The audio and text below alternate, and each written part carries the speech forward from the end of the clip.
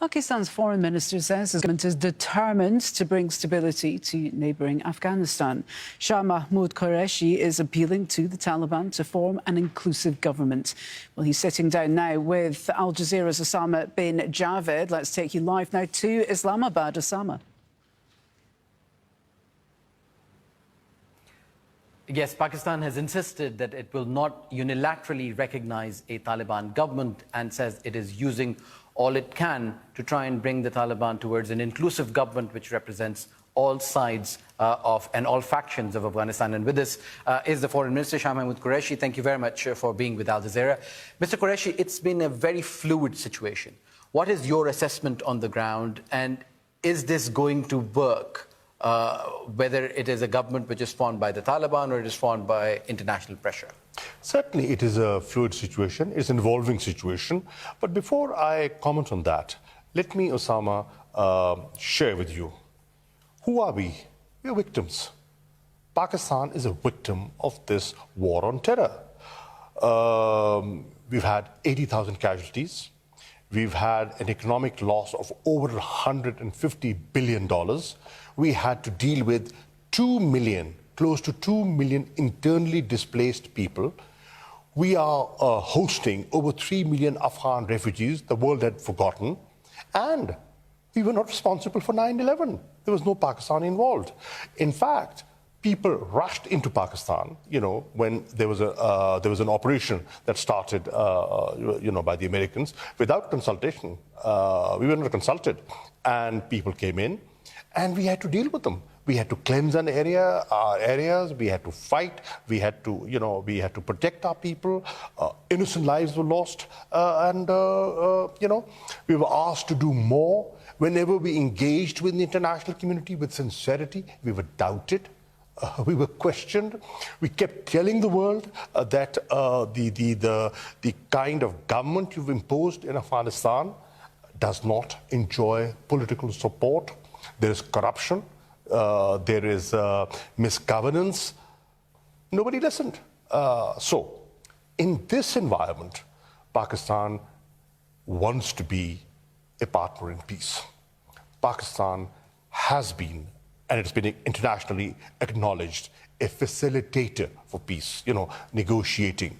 If you spend a year, if you waste a year in Doha and listen to Ashraf Ghani, who is a stumbling block in the intra-Afghan negotiations, is Pakistan responsible? Certainly not. We kept saying, keep the process of negotiations in tandem with the date of withdrawal. Unconditional withdrawal, were we consulted? No. Withdrawal, were we consulted? No. Now, despite that, we have remained positive. We are engaging. Now, evacuation. The immediate challenge that people are facing, the international community is facing, is evacuation, safe evacuation. What is Pakistan doing? Positive, constructive role. We are facilitating. Our planes are flying into Kabul and getting people out. Our embassy is functioning 24/7, helping people. Diplomatic personnel, international organizations. Are we being acknowledged? No. We're not even being mentioned in the list of countries that are helping evacuate people. Is this an oversight? I am not sure. But who do you hold responsible for what is happening in Afghanistan? Because a lot of finger pointing in the weeks preceding to the Taliban takeover has been towards Pakistan, that it is Pakistan's version of a government, that what Pakistan wanted is now in place. Is that true? And why is Pakistan saying to the international community that it wants help if it is its government in charge in Afghanistan? First of all, Pakistan has been blamed enough. We've had enough of bashing. We've had our share of bashing.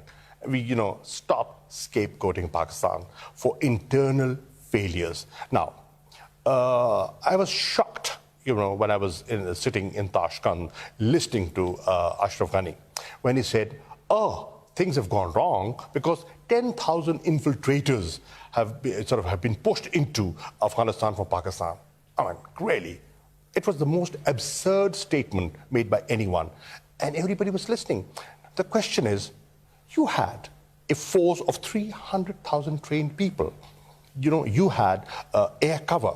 You were the most, you were well-equipped, trained. But you didn't have the will to fight. Now, is Pakistan responsible for that? Really, it doesn't happen. How did the Taliban move with such swiftness, you know, at ease? There was no support from Pakistan.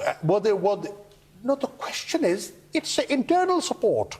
Even when the forces were there in Afghanistan, you know, when the withdrawal hadn't started, you know, 40 to 45% of Afghan territory was under their control.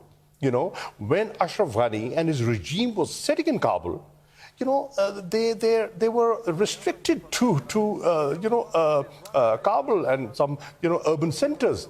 But in the rural areas, honestly, they had no writ. Okay, so that was then and we're in now. What happens now in Afghanistan? What does Pakistan favor? What is the role that Pakistan is playing? And how can there be peace in Afghanistan? Pakistan is part of the International Coalition for Peace. Pakistan wants to see reconciliation. Pakistan is not just engaging with the Taliban. Pakistan is engaging with entire Afghan leadership. Here in the Foreign Office, just a few days back, I had the erstwhile leaders of the erstwhile Northern Alliance. You know, they were not Taliban supporters. Why are we engaging with them? Why have we been going to Kabul, you know, trying to convince them that we have learned from the 90s. Let us not repeat the mistakes of the 90s. We want to be forward-looking. We want a peaceful, stable Afghanistan. It is in our enlightened self-interest because we want regional connectivity. How do we get regional connectivity without peace in Afghanistan? Finally, we're running out of time. Very quickly, how confident are you that the Taliban are going to form a government which is going to be inclusive? They're going to make sure that all the rights of women and other minorities are respected. And are you urging them to do so? I cannot predict the future, but where I am clear is we want an inclusive government. We want a government in Afghanistan which respects human rights. I think the initial statements that are coming out from the leadership are indicative of a new approach. We should encourage that. We should encourage the moderate element, the political approach, because there is no military solution. If there was one, you couldn't find it in 20 years. So listen to Pakistan. Stop scapegoating Pakistan. Pakistan wants to be a partner in peace. Pakistan can be the most trusted interlocutor in this evolving situation. Mr. Qureshi, thank you very much for talking to us. There you have it from the Foreign Minister of Pakistan, Shah Mahmood Qureshi, expressing that Pakistan is interested in peace and does not want to be scapegoated for what has happened in the past. Okay, Osama Bin Javaid in Islamabad, thank you very much indeed.